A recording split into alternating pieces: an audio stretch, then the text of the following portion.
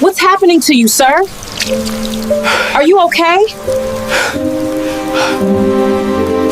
The rain had been falling since noon, and by the time Amina pulled her coat tighter against the sole wind, it was close to 8 in the evening. She had not meant to stay this long.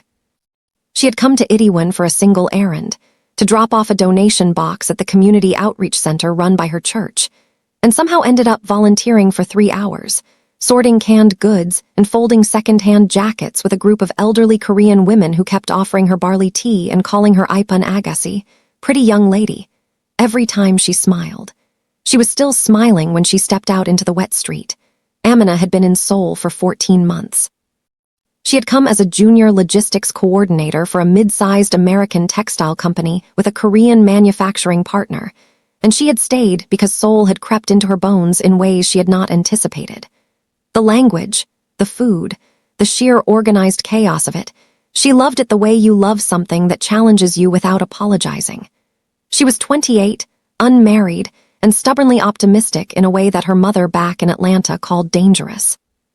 She was cutting through the narrow alley behind Heebangchen when she saw him. He was sitting against the wall of an old building with peeling yellow paint, knees pulled up, head dropped forward. He wore a black jacket that had once been expensive. She could tell by the collar structure, now soaked through, and dark trousers with a tear at the knee. No umbrella. No bag. His hair was matted against his forehead from the rain, and his hands, resting loosely on his knees, were trembling. Amina stopped. She had grown up in a household where her grandmother said that a hungry person was God's question mark directed at you personally. She had never been able to walk past a question mark. She crouched down in front of him. He was Korean, somewhere in his early 30s, she guessed, though it was hard to tell through the exhaustion carved into his face. High cheekbones, a strong jaw and eyes, when he slowly lifted them to look at her, that were so dark they seemed to hold the rain inside them. "Are you okay?" She asked in Korean, careful with her pronunciation. He blinked at her. His gaze moved over her face with an expression she could not name, not quite surprise, not quite suspicion. Something in between. "Guinchaneo," she tried again. "Are you all right?" He said nothing. His jaw tightened and she watched him swallow like the motion cost him something. She made a decision. She reached into her bag and pulled out the small container of dosarak she had packed for herself that morning and never eaten. Brown rice, braised short ribs, pickled radish, a small square of steamed egg. She held it out to him with both hands the way she had learned, the respectful way, and waited. He stared at the container for a long moment. Then he looked back at her, and something passed through those dark eyes so quickly she almost missed it. Something raw and unguarded. He took the food. He ate quietly, without looking at her, with the controlled pace of someone who was very hungry but too proud to show how hungry. She stood nearby under her umbrella, giving him the dignity of not being watched. She studied the alley instead, the dripping gutters, a cat sitting motionless on a windowsill 2 floors up, the distant pulse of music from the bars further down the hill. When he was finished, he set the container down carefully beside him. "Thank you," he said, in English. Accented but clear, she looked back at him. "You speak English." "Some." A pause. "Your Korean is good." "Korean is functional," she corrected. "There's a difference." Corner of his mouth moved. Not quite a smile, more like the shadow of one. "Min," he said. She understood it as an introduction. "Amina," she replied. He nodded once, slowly, like he was storing the name somewhere deliberate. She should have left then. She had an early meeting the next morning, and the subway was a 15-minute walk, and the rain was not letting up. But something made her hesitate. The trembling in his hands had not stopped, and there was a gray undertone to his face that she associated from her years volunteering at health clinics in Atlanta with a blood sugar crash. "When did you eat last?" she asked. "Before just now." He didn't answer, which was its own answer. "Have a protein bar," she said, already digging in her bag. "You don't need to." "I know I don't need to." She found the bar and held it out. "I'm choosing to." Another long look. He took it. She watched him eat it slowly, and the gray in his face began to ease incrementally, color returning like something being slowly turned back on. She noticed, now that she was paying closer attention, that his hands were not rough the way she would have expected from someone living on the street. His nails were trimmed. And the watch, she almost startled when she saw it, half hidden under his soaked sleeve, was a Patek Philippe. Even spattered with rain and grime, she knew what it was. Her father had spent 10 years saving for one. Her eyes flicked to his face. His expression had not changed. She did not mention the watch. "Is there somewhere you can go tonight?" she asked carefully. "A shelter or—" "I'm fine. You're sitting in the rain." "Where?" His eyes met hers, direct for the first time, and there was something there that made her breath snag slightly, an intelligence that was almost unsettling in its precision, like being looked at by someone who was reading more than your face. "'Kay," she said simply. She reached into her bag and pulled out one of the Outreach Center's resource cards, shelter locations, meal programs, a crisis hotline, and set it on the ground next to him, weighed down with the now empty Dosserac container. "In case you change your mind about being fine." She straightened up, adjusted her umbrella, and began to walk away. "Amina." She turned. He was looking at her steadily. In the yellow wash of the single-alley light, rain still tracing lines down his face, he looked like something out of a film that hadn't decided yet whether it was a tragedy or something else. "Why?" he asked. She considered the question seriously, the way it deserved. "Because it was raining and you were hungry," she said. "That's enough of a reason."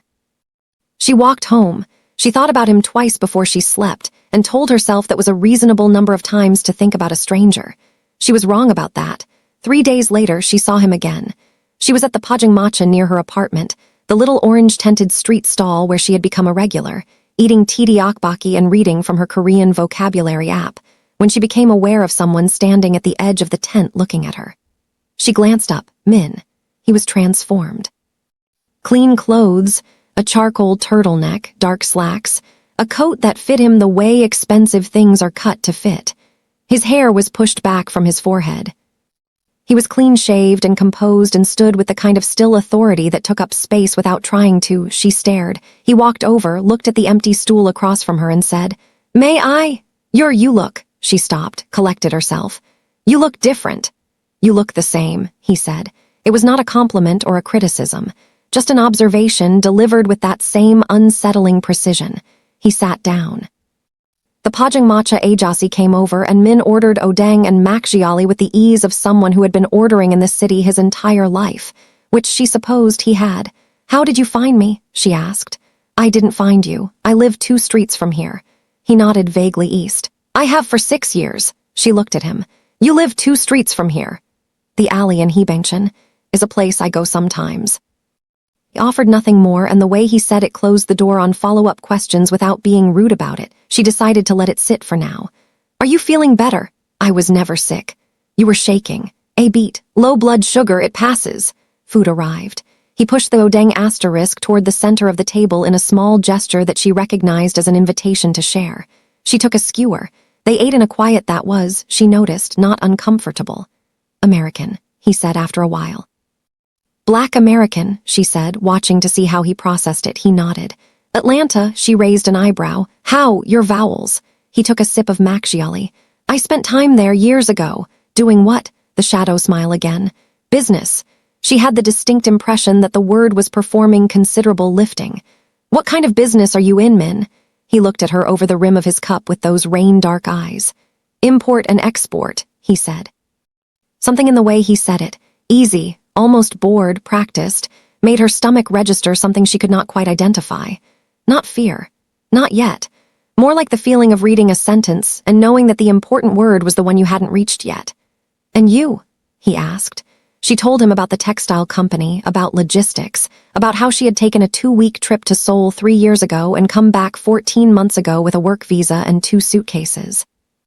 He listened the way few people listened, without preparing his next sentence while she was still finishing hers. When she was done, he was quiet for a moment. "You fed a stranger in the rain," he said, not framing it as a question, but not entirely as a statement either.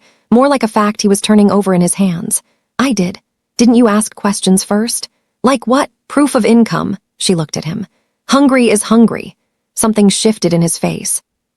For just a fraction of a second, the precision dropped, and what was underneath it was something much less composed.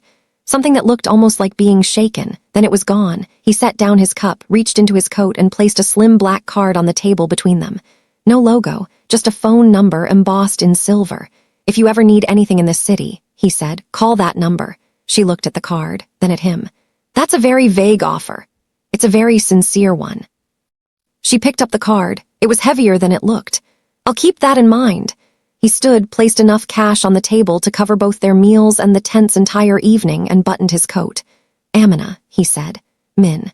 He held her gaze for one long moment, and this time she didn't look away before he turned and walked out into the night. She looked at the black card in her hand, turned it over. Nothing on the back, 2 streets away, she thought.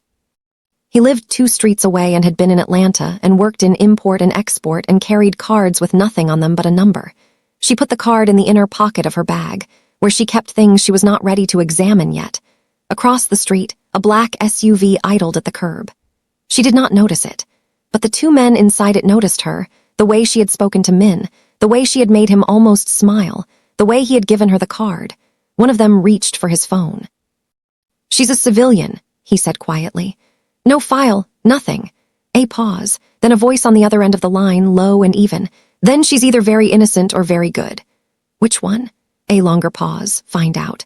That night, while Amina lay in bed turning the black card over in her fingers and telling herself she was not going to call it, Min sat at the head of a long table in a building with no public address, looking at 12 men who were afraid of him, and said nothing for 60 seconds. When he finally spoke, his voice was completely calm. "Someone touched our Incheon shipment," he said. "Which one of you knew?" No one answered. He nodded slowly, like he had expected this, and looked back down at the table. Near his left hand, almost invisible, was a small orange resource card from a community outreach center in Hebangshan. He had not thrown it away. Amina called the number on a Tuesday. She had not intended to. She had intended to go through her morning the way she always did. Alarm at 6. A glass of warm lemon water. 30 minutes of Korean study, then the commute to her office in Mapogu, where she would spend the day untangling shipping delays and vendor miscommunications with the focused patience her supervisor called her greatest professional asset. She had intended to forget about the card entirely. But at 5:58 in the morning, 2 minutes before her alarm, she woke up to the sound of her apartment door handle being tested from the outside. She lay completely still in the dark, listening.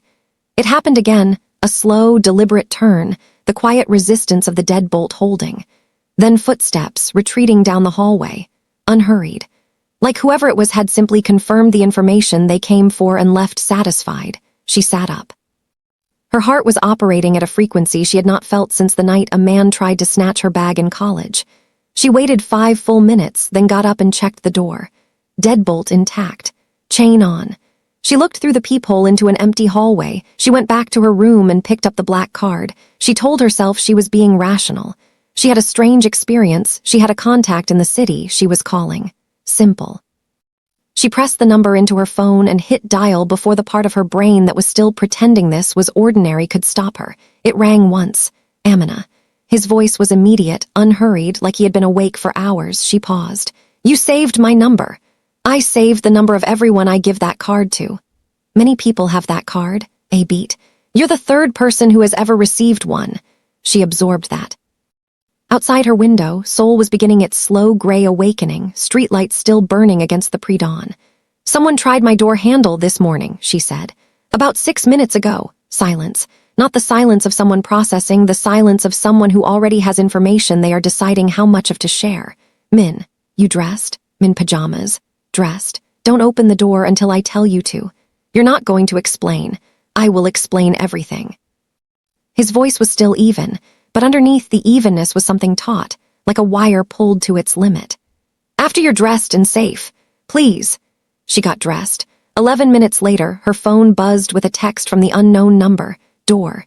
She opened it to find not Min, but a young Korean woman standing in the hallway, early 20s, small, with sharp, watchful eyes and a ponytail so severe it seemed to be holding her face together. She wore a plain gray zip-up and white sneakers and looked at first glance like a college student who had taken a wrong turn. Her second glance told Amina something different, the way she stood, the way her eyes had already catalogued the entire hallway before Amina finished opening the door. "Park Seulgi," the woman said. "I work for Min, come with me, please." Then, with the smallest softening, "You're safe. I promise that part." Amina looked at her for a long moment. Then she picked up her bag, checked that her passport was in the inner pocket where she always kept it, and followed. She was taken to an apartment on the 14th floor of a building in Yongsan that had the quiet, pressurized atmosphere of a place where important things happened without anyone outside being aware of them. Floor to ceiling, windows looked out over the Han River, gray and wide in the early morning light. The furniture was minimal and expensive.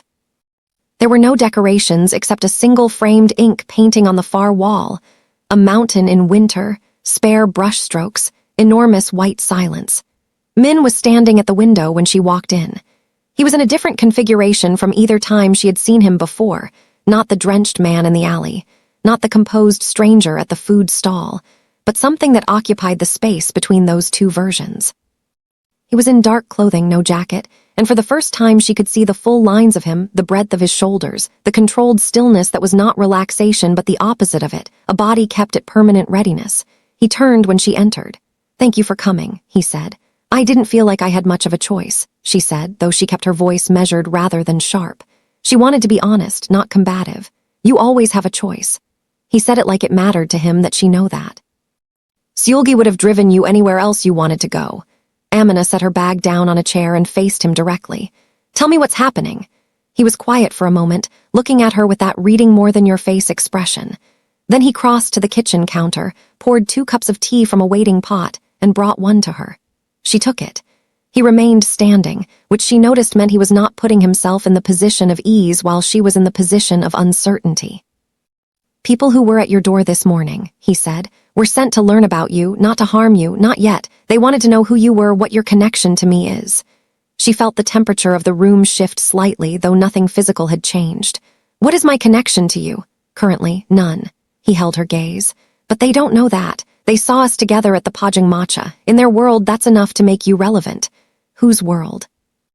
she asked, though a part of her was already assembling the answer from the pieces she had been deliberately not arranging since the night of the food stall. Min set down his cup. "I run an organization," he said, with the care of someone choosing each word from a very specific menu. "It operates in areas that are not legal. It is powerful enough that it has enemies, and those enemies are currently in the middle of a conflict with me over territory and money, and more recently, a shipment that went wrong in Incheon. When you were seen with me, you became a variable. They want to know what kind."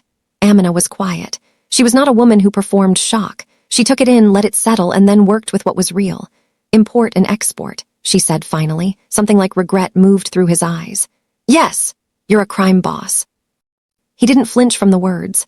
"That is one accurate description." She looked at him. "Then what were you doing sitting in the rain in Hebangshan in a ruined jacket with a Patek Philippe under your sleeve?" He was still for a moment.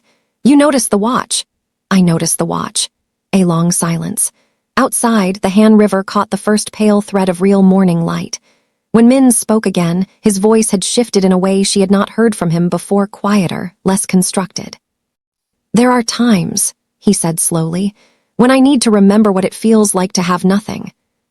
To sit in a place where no one knows my name, where no one is afraid of me and I am not required to perform what I am." A pause. "Hebangshan is one of those places." She looked at him for a long time. "And I ruined it by feeding you." "You didn't ruin anything." He said it immediately, with a certainty that surprised her. "You were the only honest thing that happened to me in that alley, or in a long time before it." She did not let herself respond to that directly because she could feel the pull of it and she was not ready to be pulled. "So what happens now?" she asked. "To me. Can relocate you, temporarily. Somewhere comfortable and completely off their map while I resolve the situation. 2 weeks, maybe 3. He paused. "Or I can have a security detail on you here quiet, you'd barely know they were there," she said, because she could hear the third option he hadn't offered. He looked at her. "Or you walk away completely. I have you taken somewhere safe tonight. I ensure they lose interest in you over the next week and you never see me again. You go back to your life." He said it without expression, but she had learned in the last 20 minutes to read what lived beneath his expressions.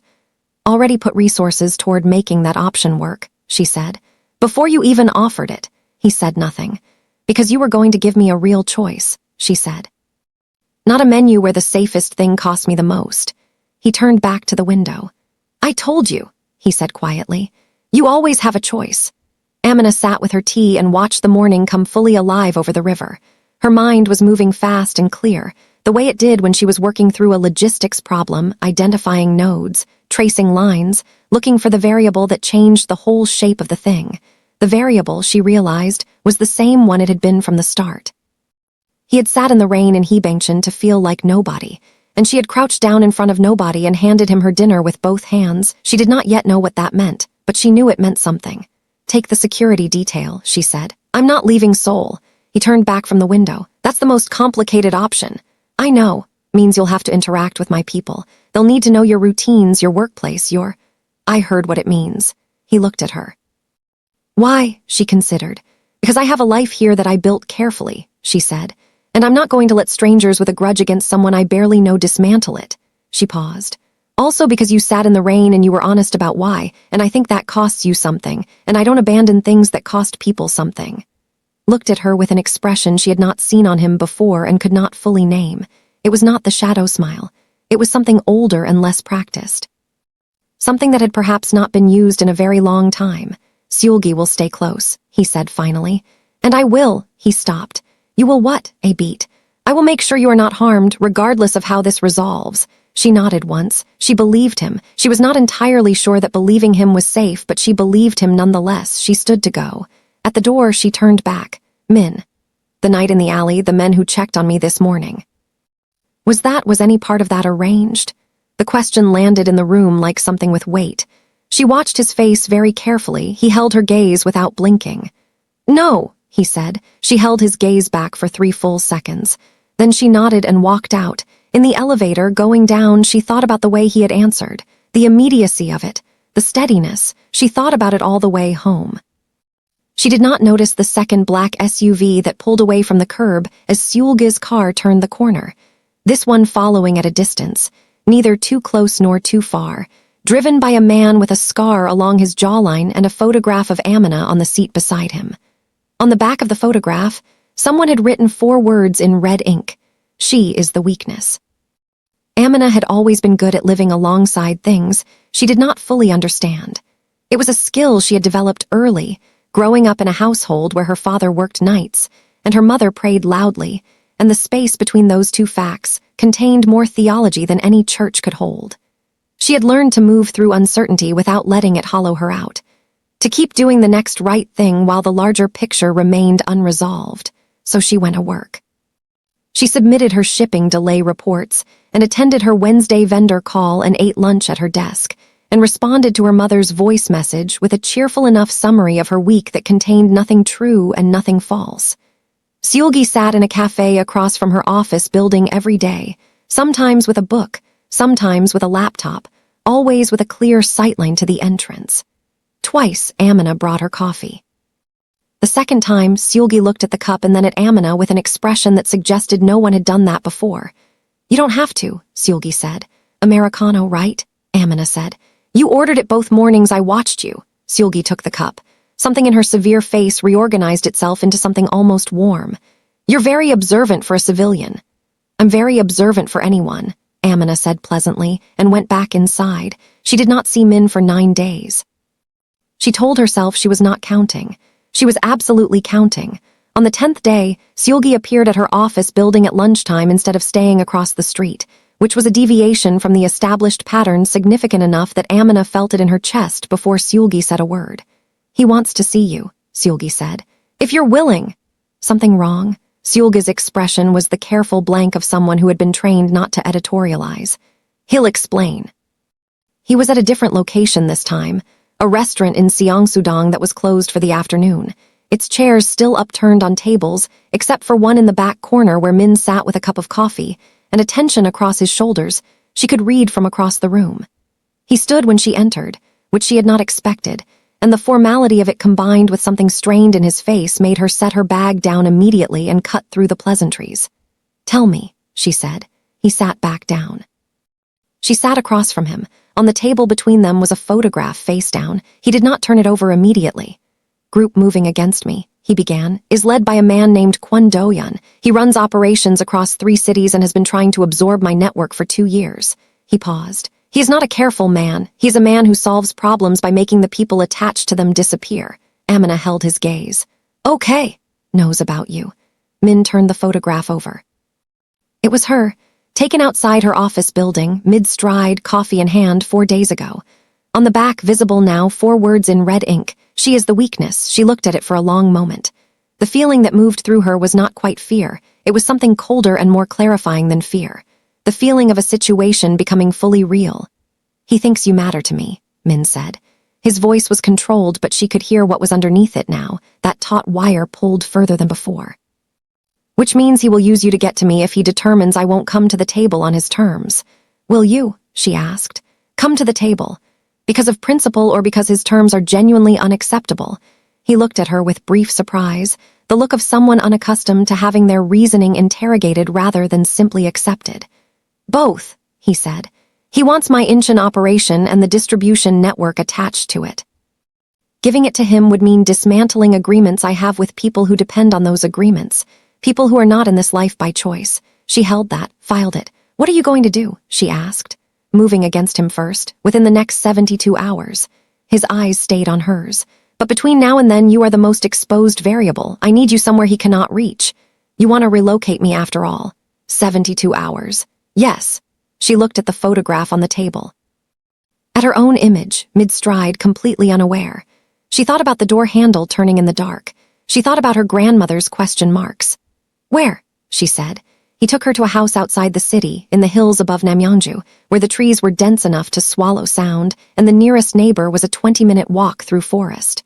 The house was low and wooden and old in the way that only things built with real intention become old, not dilapidated, just saturated with time. Inside it was warm, stocked, and quiet. Min did not leave immediately, as she had expected him to. Instead, he built a fire in the stone fireplace in the main room while she explored the kitchen and found the makings of a real meal. Short ribs already marinating in the refrigerator, rice, vegetables, a pot that had clearly been used thousands of times and was better for it. She began to cook. He sat near the fire with his phone, working, and for a long while neither of them spoke, and the silence was the most natural thing that had happened between them yet. She called him to eat. He sat across from her at the low wooden table and looked at the food, and then at her with that expression she still could not fully name. You cooked, he said. Ribs were already marinating. It would have been a waste. He picked up his chopsticks. Ate. His eyes closed briefly on the first bite in an involuntary response that he clearly had not intended to show her. My mother used to make this, he said. Galbi J. Jim. It came out stripped of the careful construction he usually applied to sentences. Just a fact, loose and unguarded. Where is she now? Amina asked, keeping her voice easy. A pause. She died when I was 17. Sorry. She would have found you fascinating, he said, with a slight shift in his voice that was the closest thing to tenderness she had heard from him. She had a theory that the people who feed strangers without asking questions are the ones holding the world together. Amina was quiet for a moment. She sounds like my grandmother. Me about her. So she did. She talked about her grandmother's house in Atlanta, about the cast iron skillet that had been in the family for 4 generations, about the way the woman had moved through the world like she owned it not because of money, but because she had made her peace with every version of herself. Min listened the way he always listened, completely, without performance. You came here because of her, he said when she finished. In some way, the feeding people part. Some way, she agreed. The fire had burned lower. Outside. The trees were dark and the sky had cleared to a hard, bright scatter of stars, unusual for this time of year. Amina stacked the empty bowls, and Min took them from her gently and washed them at the sink with an efficiency and lack of self-consciousness that told her he had done his own dishes for a long time, regardless of whatever empire he ran. She was watching him from the doorway of the kitchen when his phone buzzed. He looked at the screen. Everything in him went still. He answered, listened for 40 seconds without speaking, then said 2 words in Korean so quiet she almost missed them. Ilmana Pipali. How fast, he hung up. He turned to her, and for the first time since she had known him, the control was not fully in place. Something was moving underneath his face that he was not quite managing. What happened? She said. Kwon didn't wait for me to move first. He was already reaching for his jacket. He took Seulgi. Bottom dropped out of the room. Amina thought of the severe ponytail, the watchful eyes, the way Seulgi had held her coffee cup like she was being given something she hadn't been taught to receive. Stay here. The security on this house is... Min. Her voice stopped him. He turned. She held his gaze and did not let go of it. Bring her back. Something moved through his face again, that old unguarded thing. He nodded once. He was almost at the door when she said, Wait. He turned. She crossed the room to him in 4 steps, reached up and pressed her palm flat against his chest, not an embrace, not a gesture of romance, something more fundamental than either. Something her grandmother would have understood immediately and not required explanation for. Come back too, she said. He looked down at her hand on his chest, then at her face. For one long, suspended moment, the man who ran an empire and sat in the rain to remember what nothing felt like looked at a woman who fed strangers, because her grandmother said the hungry were God's question marks, and neither of them said anything because nothing available in language was quite accurate enough. Then he covered her hand briefly with his, warm, certain, there and gone, and walked out. She stood at the window and watched the car's tail lights disappear into the dark between the trees. She did not sleep. She sat by the dying fire with her knees pulled up, running through logistics the way she always did when her mind needed somewhere useful to go. Timelines, variables, probable outcomes. She thought about Siulga's careful blankness and the coffee cup and the word civilians spoken without contempt. Sometime around 3 a.m, her phone lit up. Unknown number, not Min's, not Siulga's, she answered. Silence for 2 seconds. Then a voice, male, unhurried, with an accent she placed as Southern Korean. MS, Amina. A pause that felt choreographed. You've been spending time with an interesting man. She said nothing. Her pulse was loud, but her hands were still. He didn't tell you everything, the voice continued. About the alley, about Hebangshan. Another pause, longer designed. Ask him why he chose that specific night. Ask him what the date was. Line went dead. She lowered the phone slowly. She sat with it for a long time. The fire was only embers now. Outside, the trees held their enormous silence. She pulled up her calendar and went back 14 months to her first week in Seoul, to the sequence of days she had spent disoriented and jet-lagged and falling in love with a city that didn't need her to. She found the date of the night in the alley. She stared at it. Then she looked up the date in a different context. In the news archive she had bookmarked months ago when she was trying to understand the city she had moved to. The same date, 14 months ago. The night of the alley was the same night that a major Korean organized crime indictment had collapsed. A case that had taken 2 years to build. A case that had been led by an undercover operative who had embedded with the target organization for 8 months. An operative, according to one article, described only as working in coordination with an American logistics firm with Korean manufacturing ties. Her logistics firm. Amina set the phone down. The fire was completely out now. The room was very dark and very cold, and the trees outside the window were just shapes, massive and unreadable. She sat perfectly still, her grandmother's voice somewhere at the back of her mind saying something about question marks. About how God didn't always ask them the way you expected. About how sometimes the question wasn't about the stranger at all. It was about you. She was still sitting there, still and silent as the dark, when headlights swept across the window. A car door, footsteps. 2 sets, one she recognized, one she didn't yet. The door opened, Min stood in the entrance. Beside him, Siulgi disheveled, a cut above her eyebrow, but upright. Alive. Siulgi met Amina's eyes across the room and gave one small, tight nod that contained more than most speeches. Amina looked at Min. He looked back at her, and she could see immediately that he could read her face, the thing that had shifted in it, the new knowledge sitting in her eyes. The room was very quiet. The night in the alley, she said softly. What was the date? Min went completely still, not the stillness of his composure. The stillness of a man who has been waiting, without knowing he was waiting, for a specific moment to arrive. A target? She asked. The question was clean and direct, and she kept her voice level because she needed the answer more than she needed the release of whatever was pressing against the back of her throat. Was any part of it a test? He looked at her across the dark room, and the answer was in his face before he said a word, not guilt, not calculation, but something far more complicated and far less easy to dismiss. Something that looked, in the cold dark of a house in the hills above Namyeonju, with the fire out and her world rearranged, like the beginning of a truth so large that one room could not hold it. His mouth opened.